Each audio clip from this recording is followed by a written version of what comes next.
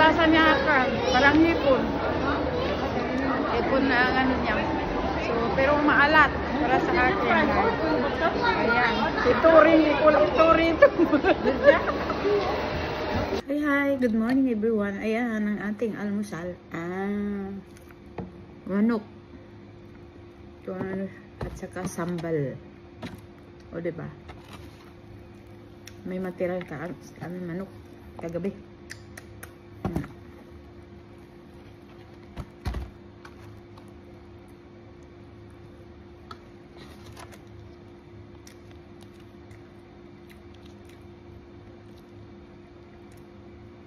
So, bilang na ito, lunch, kasi tanghali na ang aking almusal.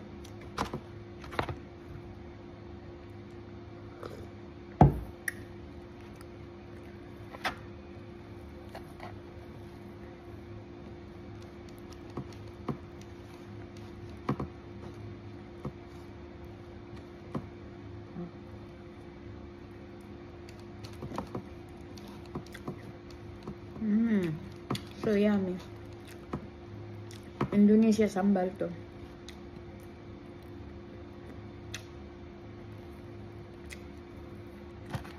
Binili ko kahapon sa Kabayan.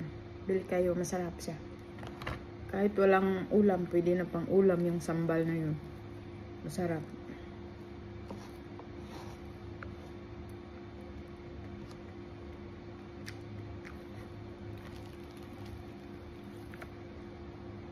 So, ayan. Maubos ko kaya yung isang buo. Ito may kalahati pa manok. May kalahati pa manok. So, malapit ko na maubos yung kalahati. Tapon natin yung balat.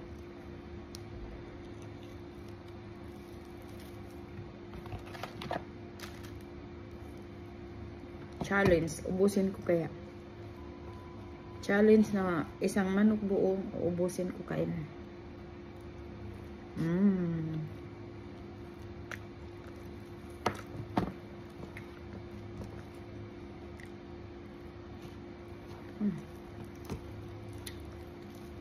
Maanghang.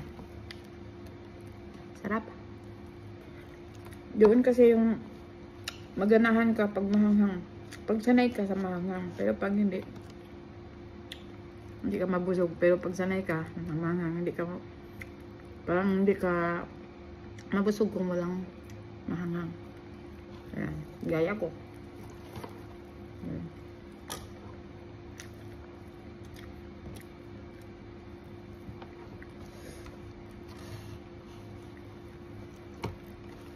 So, ayan guys, hindi kaya yung isa.